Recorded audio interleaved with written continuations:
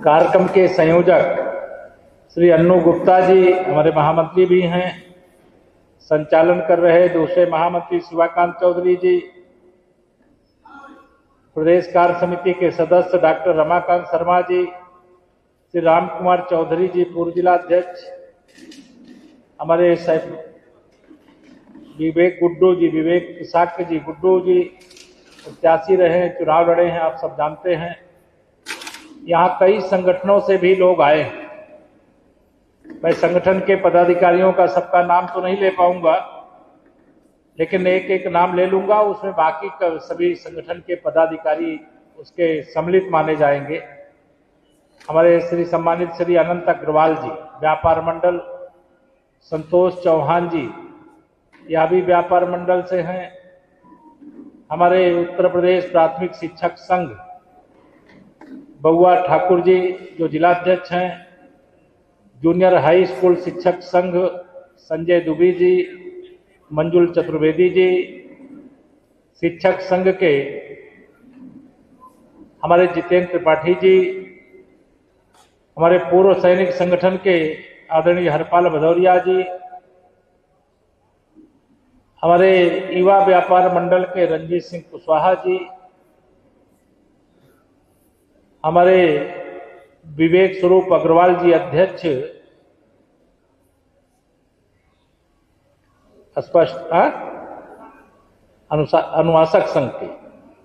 अच्छा, ऐसे सभी जो अलग अलग संगठनों से आए हैं और उन्होंने एक तरह से मुझे अपना आशीर्वाद नहीं दिया है। उन्होंने सबने मिलकर के देश के प्रधानमंत्री, विश्व के सबसे प्रभावशाली और शक्तिशाली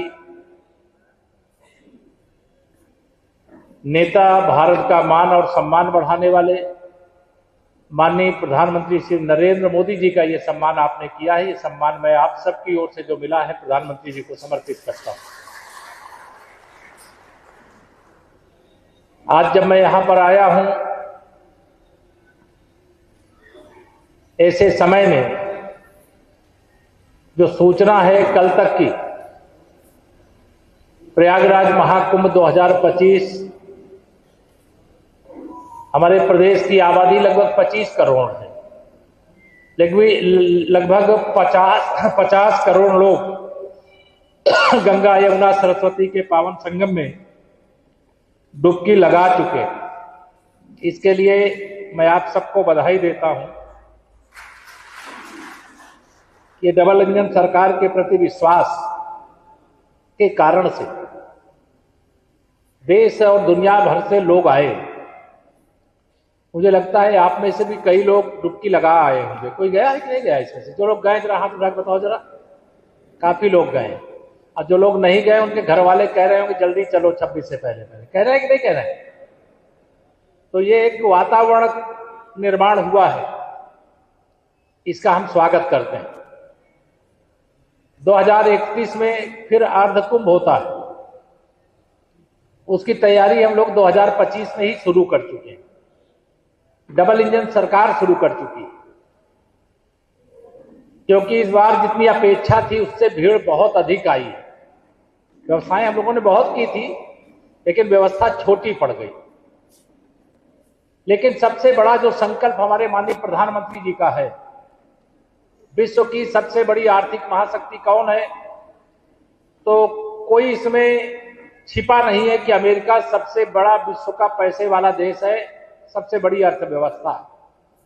उसके बाद कौन है? तो चीन का नाम आता है। उसके बाद अनेक नाम आते हैं, लेकिन इस समय हम दुनिया में चौथे नंबर की अर्थव्यवस्था के रूप में माननीय प्रधानमंत्री श्री नरेंद्र मोदी जी के नेतृत्व में आगे बढ़े। यह समृद्ध भारत, विकसित भारत, शक्तिशाली भारत, गरीबी से मुक्त भारत, किसानों की आमदनी बढ़ाने वाला भारत, व्यापारियों को और व्यापार में आगे बढ़ाने में हर प्रकार से योगदान करने वाला भारत, इसका निर्माण हो रहा है। जो 2025-26 का बजट 1 फरवरी को प्रस्तुत हुआ है, यहां हमारे जितने भी बहुत सारे लोग होंगे जो व्यापार करते होंगे, जिन लोगों ने अभी यहां पर सम्मान किया, व्यापार करने वाले लोग हों, कोई सर्विस पेशा लोग हों, बहुत सारे पेंशन धारक थे। पहले अगर उनकी आमदनी 7 लाख रुपए से अधिक सालाना है तो उन्हें 30% टैक्स देना पड़ता था। सारे विपक्षी नेता एक ही मांग कर रहे थे कि 7 लाख से बढ़ा करके 12 लाख कर दिया जाए, नहीं 10 लाख कर दिया जाए। लेकिन माननीय प्रधानमंत्री जी ने कहा वो 10 लाख मांग रहे हैं और हमारी सरकार 12 लाख रुपया तक की अगर इनकम साल में होगी, 1 लाख रुपए महीने की होगी, उस पर भी कोई टैक्स नहीं लगेगा। ये भारत की अर्थव्यवस्था को बड़ा स्वरूप देने के लिए, भारत में गांव में रहने वाले लोग हो चाहे शहर, जैसे हम नगर पालिका क्षेत्र है ये इटावा का, लेकिन इटावा नगर पालिका के अलावा हमारे अनेक गांव हैं। इस बार के बजट में गांव के मोहल्ले हो या शहरों के मोहल्ले हो, उसके लिए 1 लाख करोड़ रुपए का प्रावधान किया गया है। चाहे हर घर नल से जल का काम गांव में अगर चल रहा है तो शहरों का विस्तार हुआ है। बहुत जगह पानी की व्यवस्था नहीं है। हमारे युवा, कई बार हमारे विपक्ष के जो साथी लोग हैं, चाहे श्री राहुल गांधी जी हो चाहे श्री अखिलेश यादव जी, वो करें सरकारी नौकरी, जितनी नौकरी 5 साल में उन्होंने नहीं दिया, अगर हम उत्तर प्रदेश की तुलना करें उससे बहुत अधिक नौकरियां पारदर्शी ढंग से बिना 1 पैसा रिश्वत दिए जो देने का काम किया गया है, वो अपने आप में उत्तर प्रदेश के इतिहास का एक रिकॉर्ड है।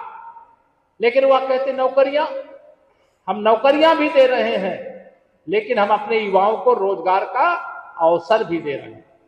आज अगर कोई नौजवान ये सोचे कि हमको कोई इंडस्ट्री लगाना है, हम केवल अपने लिए नहीं, अपने परिवार के लिए नहीं, हम 10, 20, 25, 50 और परिवारों के लिए रोजगार देने वाले, एक लघु उद्योग स्थापित करने वाले, बृहद उद्योग स्थापित करने वाले, किसी भी सेक्टर में उद्योग आप स्थापित करना चाहते, कोई नया स्टार्टअप शुरू करना चाहते, तो सरकार का खजाना खुला हुआ है।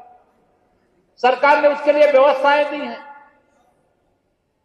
जो हमारी मातृशक्ति है, उनके लिए पहले ही माननीय प्रधानमंत्री जी महिला सशक्तिकरण की दिशा में बड़े बड़े काम किए हैं और हमारी मातृशक्ति ने राष्ट्र के लिए महत्वपूर्ण भूमिका निभाने का काम किया है। वो परिवार भी चला सकती हैं, वो प्रदेश भी चला सकती हैं, वो ग्राम सभा से लेकर के लोकसभा चला सकती हैं, या अपनी प्रतिभा से महिलाओं ने या करके दिखाने का काम किया है। हमारे प्रधानमंत्री जी ने नए संसद भवन में महिलाओं को और शक्तिशाली बनाने के लिए विधानसभा लोकसभा में 33% आरक्षण देने का कानून बना दिया है। और मुझे पूरा विश्वास है 2029 में जब लोकसभा के चुनाव होंगे, तब तक हमारी मातृशक्ति को भी 33% जितने सांसद इसमें हैं, इसमें 33% और बढ़ जाएंगे और उसमें बढ़ने वालों की संख्या महिलाओं की तादाद होगी। लेकिन जो हमारी महिलाएं हैं, अगर वो कोई उद्योग लगाना चाहती हैं, सर्वसामान्य महिलाएं लगाना चाहती, नया उद्योग लगाना चाहती, 2 करोड़ रुपए तक गारंटी सरकार की होगी और ऋण उद्योग लगाने वाली हमारी मातृशक्ति को मिलेगा। यह सरकार ने इस बार के बजट में घोषणा की है, ये मैं आपको इसकी बधाई देता हूं। इससे बहुत हमारी SC ST की जो बहुत सारी बहनें हैं, उनको भी मौका मिलेगा। हम अनेक काम कर रहे हैं, लेकिन अनेक कामों के साथ साथ अभी बहुत कुछ करना बाकी है। आप 2014 से पहले जब माननीय नरेंद्र मोदी जी के नेतृत्व में देश की सरकार नहीं थी, तो चाहे रोड नेटवर्क हो, चाहे रेल नेटवर्क हो, चाहे हवाई नेटवर्क हो, वह सब तहस नहस हो गया था। जिस देश का सड़क मार्ग हो, रेल मार्ग हो, हवाई मार्ग हो, जल मार्ग हो, वो सही ढंग से संचालित नहीं होगा तो वह देश विकास नहीं कर सकता, वह देश विकसित भारत नहीं बन सकता। उस देश का गरीब आदमी अमीर आदमी नहीं बन सकता।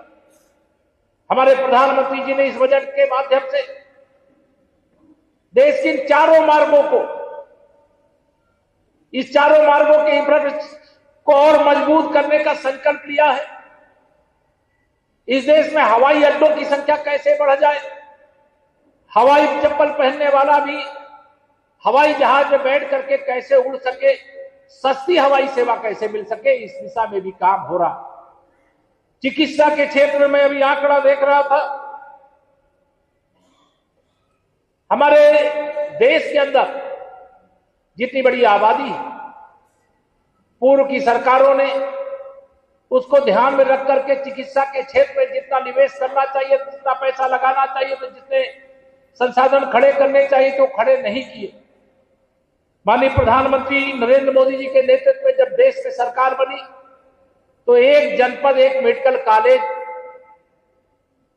बनाने का फैसला लिया गया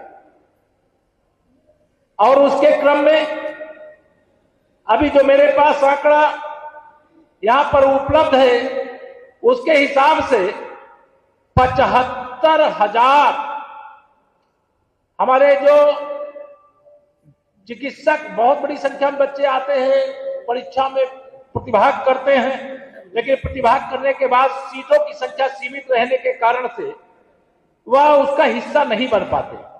तो अभी सरकार ने जो फैसला किया है कि अगले साल जो मेडिकल में प्रवेश लेने वाले हमारे, चाहे ग्रेजुएशन वाले हों, चाहे पोस्ट ग्रेजुएशन वाले, पीजी वाले हों, उनके लिए 10,000 सीटें बढ़ रही हैं और 5 साल में 75,000 सीटें मेडिकल की बढ़ाने का सरकार ने फैसला किया है। ये मैं आपको बताना चाहता हूं। हम इटावा में खड़े, यहां पर चंबल जैसी नदियां हैं, जब वर्षा का समय होता तो बाढ़ के संकट का सामना हमें करना पड़ता, और जब वर्षा काल समाप्त हो जाता है तो पीने के पानी की भी समस्या होती है, सिंचाई के पानी की भी समस्या होती है।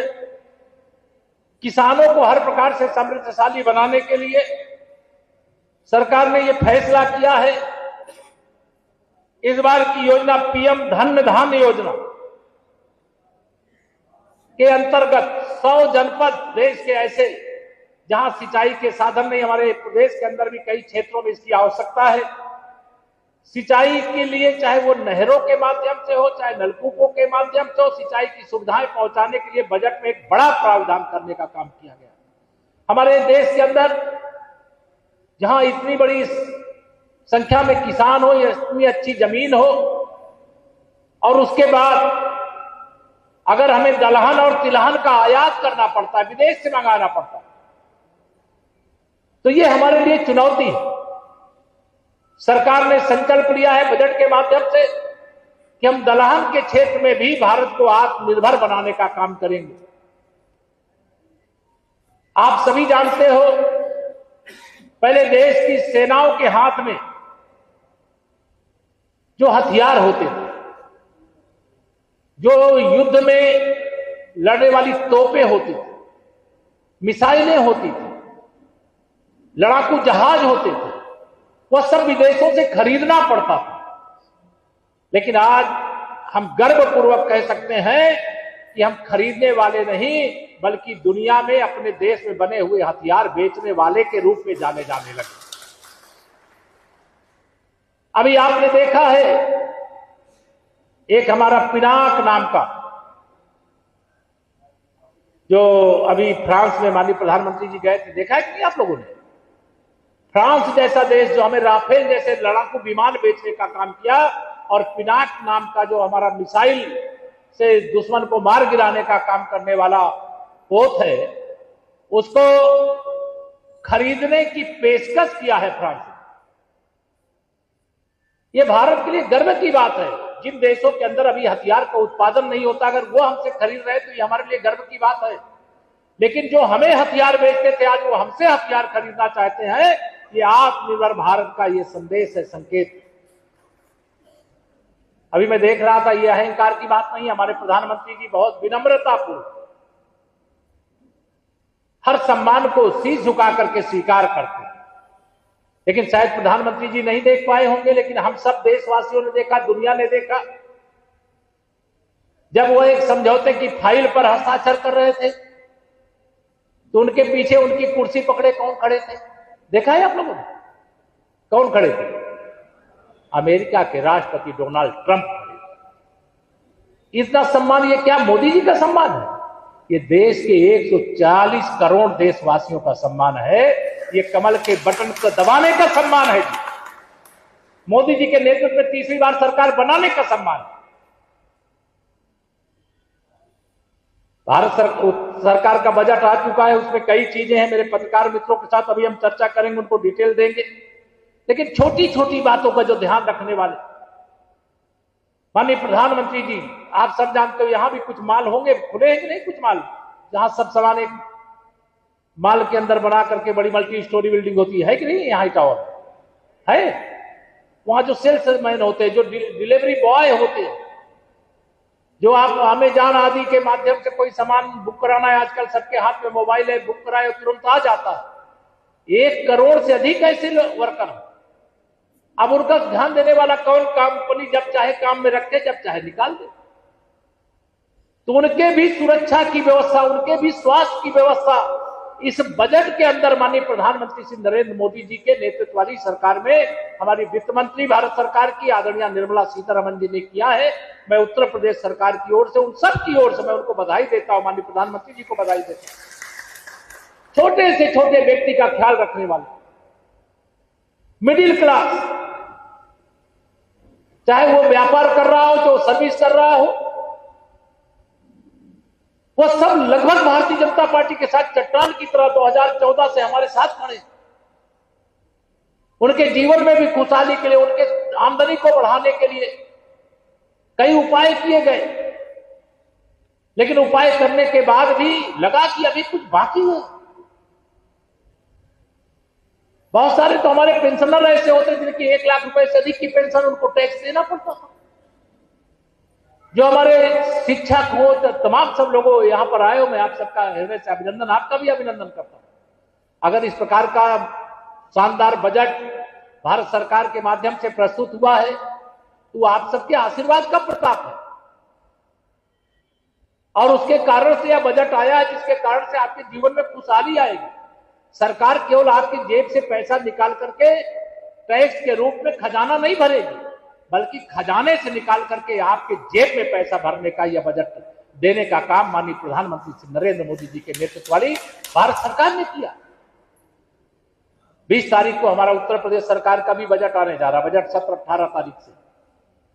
उत्तर प्रदेश सरकार का बजट भी भारत सरकार के बजट से प्रेरणा लेते हुए आएगा, जिससे उत्तर प्रदेश, हमारे भारत दुनिया का एक ग्रोथ इंजन है, तो भारत का ग्रोथ इंजन उत्तर प्रदेश। यहां बहुत क्षमता है, उस क्षमता के प्रकटीकरण का सही समय आ गया। तो 20 तारीख को उत्तर प्रदेश सरकार का भी बजट आएगा। कई चीजें की गई, मैं एक एक चीज बताऊंगा, उसमें बहुत समय लगेगा।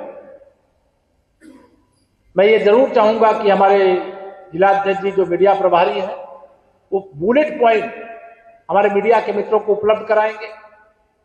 सोशल मीडिया के मित्र उन बुलेट पॉइंट को अपने जो सोशल मीडिया के प्लेटफॉर्म पर है, उनको काफी चीजें आप लोग जानते भी हैं, क्योंकि बजट आए हुए 1 फरवरी को आया है। आज मैं 15 फरवरी को आप सबके बीच में खड़ा हूं, तो 15 दिन में जो बजट पर रुचि रखने वाले लोग हैं, उनका अध्ययन किए होंगे। जो अर्थशास्त्री है वो अभी चकाचौंध है, ये क्या हो रहा है, इतना शानदार बजट कैसे आ गया। अगर गरीबी मुक्त हो जाएगी तो कांग्रेस और समाजवादी पार्टी से देश और प्रदेश मुक्त हो जाएगा। उनको सबको परेशानी हो रही है, कैसा बजट क्यों आया। तो उनके सवाल देखकर जब कोई सवाल करते हैं तो उनको लगता क्या हो। ये सभी देखा है आपने, संसद के अंदर 2-3 ऐसे बिल आए हैं जिन बिलों की चर्चा आप सबके सामने करके मैं अपनी बात को पूरी करूंगा। एक आया मुस्लिम वक्फ बोर्ड का लेकर के।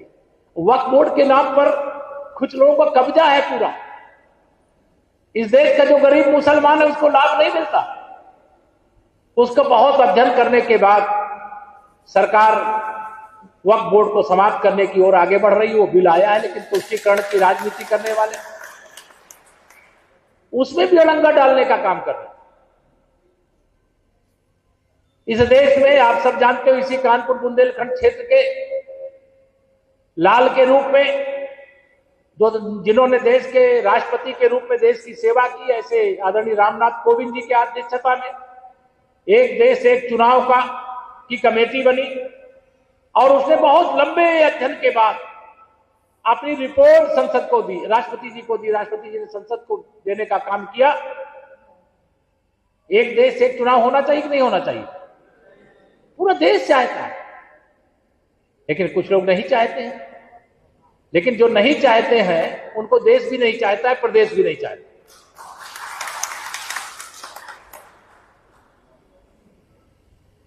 दो 2024 के लोकसभा चुनाव हुए। हम लोग उत्तर प्रदेश में जो अपेक्षा थी उतनी सीटें नहीं जीत पाए। इसका हमें निश्चित तौर से कष्ट कि माननीय नरेंद्र मोदी जी के नेतृत्व में भारतीय जनता पार्टी का अकेले बहुमत उत्तर प्रदेश में सीटें कम हो जाने के कारण नहीं हो पाया। लेकिन जैसे ही लोकसभा चुनाव संपन्न हुआ, भारतीय जनता पार्टी का कार्यकर्ता हो, समर्थक हो, मतदाता हो, बुद्धिजीवी हो, सब लोगों को लगा अरे मोदी जी कमजोर हो जाएंगे तो देश कमजोर हो जाएगा, हिंदुस्तान कमजोर हो जाएगा। और लोकसभा चुनाव के बाद हरियाणा के विधानसभा चुनाव, आप सभी इसके साक्षी हो। हरियाणा के विधानसभा चुनाव में भारतीय जनता पार्टी का कमल धमाकेदार खिलने का काम हुआ और तीसरी बार वहां सरकार। हरियाणा के बाद महाराष्ट्र का चुनाव हुआ। महाराष्ट्र के इतिहास की सबसे बड़ी विजय भारतीय जनता पार्टी के वहां गठबंधन को प्राप्त हुई और भारतीय जनता पार्टी के श्री देवेंद्र फडणवीस जी वहां पर महाराष्ट्र के मुख्यमंत्री के रूप में वहां की जनता की सेवा करते। और सबसे बड़ा चुनाव एक तरह से मैं कहूं तो अभी दिल्ली प्रदेश का हुआ है, जो ऐतिहासिक चुनाव। माननीय प्रधानमंत्री जी ने उस दिन संबोधन में जब विजय हो गई भारतीय जनता पार्टी की, 70 में से 48 सीटें जीते, सरकार बनने जा रही है, उन्होंने बहुत सारी बातें कही। उसमें जो एक बड़ी बात उन्होंने कही थी कि धूर्तता और मूर्खता को राजनीति में कोई स्थान नहीं होना चाहिए। देश की प्रदेश की जनता जागरूक है, लेकिन दिल्ली की जनता ने भी जागरूक होकर के जिस प्रकार से कमल का फूल खिलाया और माननीय नरेंद्र मोदी जी के हाथों को मजबूत करने का काम किया। हम लगातार 3 लोकसभा चुनाव के बाद 4 राज्यों के चुनाव हुए हैं। झारखंड में थोड़े अंतर से जरूर हार गए, लेकिन वहां पर भी मजबूत विपक्ष की भूमिका अदा कर रहे हैं। 3 राज्यों में भारतीय जनता पार्टी ने सरकार बनाने में सफलता हासिल की। अभी बहुत बड़े बड़े जो मीडिया जगत के प्लेटफार्म उन लोगों ने सर्वे किया है। उन्होंने अपने सर्वे में कहा कि अगर आज चुनाव हो जाए तो अकेले भारतीय जनता पार्टी 240 नहीं 283 सीटें 82 सीटें जीत जाएगी। ये सर्वे में आया। भाजपा का गठबंधन फिर 343 के पार हो जाएगा, एनडीए 343 को पार कर लेगा। कोई अभी चुनाव नहीं है, लेकिन एजेंसियां हैं वो सर्वे कर रही है, उसकी रिपोर्ट आई। तो माननीय मोदी जी के प्रति भरोसा देश का बढ़ा है, प्रदेश का बढ़ा है, गरीब और किसान, मजदूर, महिलाओं, युवाओं सबका बढ़ा है। और प्रधानमंत्री जी का यही प्रयास रहता है कि हमारे 4 स्तंभ हैं। हमारा सबसे गरीब जो है, गरीब की चिंता उनको है, युवाओं की चिंता है, महिलाओं की चिंता है, किसानों की चिंता है। ये चारों स्तंभ को मजबूती से खड़े कर देंगे तो विकसित भारत बन जाएगा, उसे कोई रोक नहीं पाएगा। ऐसा भरोसा करते हुए आप सबके सामने आज मैं यही कहूंगा, क्योंकि आज का बजट को लेकर के हर जिले में पार्टी की ओर से कोई ना कोई जा रहा है। आज मुझे इटावा आने का अवसर मिला। जब मैं इटावा आता हूं तो आप सबसे मिलकर के मुझे नई ऊर्जा प्राप्त होती, क्योंकि मुझे सैफई वालों से बहुत लड़ना पड़ता है, आप सब जानते हैं। वो सब मुझे निशाना बनाने की कोशिश किया करते हैं, लेकिन उनको मैं बताना चाहता हूं इटावा की धरती से, तीसरी बार भी उत्तर प्रदेश में भाजपा की सरकार बनेगी, तीसरी बार भी कमल खिलेगा।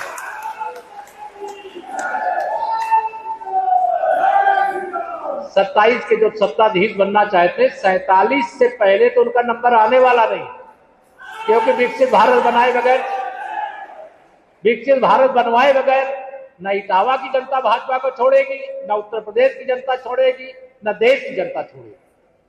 सही बात है कि मैं गलत कह रहा हूं? दोनों हाथ उठा के बताओ। नहीं, सैफई वाले कहीं दोनों हाथ उठा के नहीं बताए। सही है ना?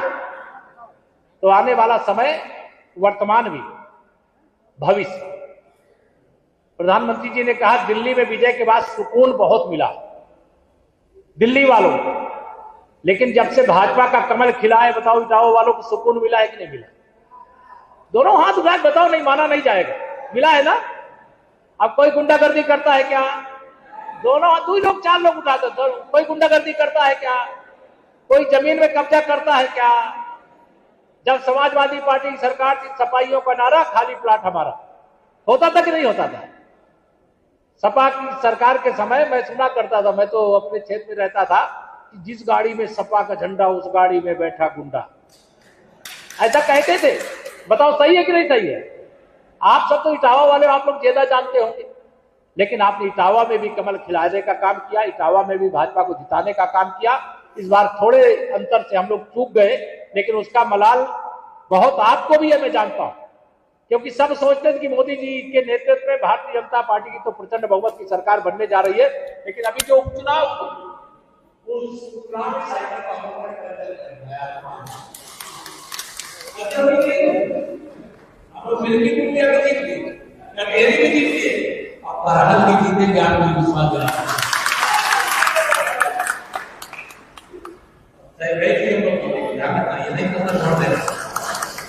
आने वाले समय में चारों तरफ मिलेगा, कभी विकास होगा, कभी विकसित भारत होगा, तभी हमारी तीसरी अर्थव्यवस्था के रूप में हम दुनिया के अंदर अपना स्थान बना पाएंगे और भारत को बनाने का काम प्रधानमंत्री मोदी के नेतृत्व में आगे बढ़ेगा, उसको बल देने का काम करेगा, हर क्षेत्र में आगे बढ़ेगा।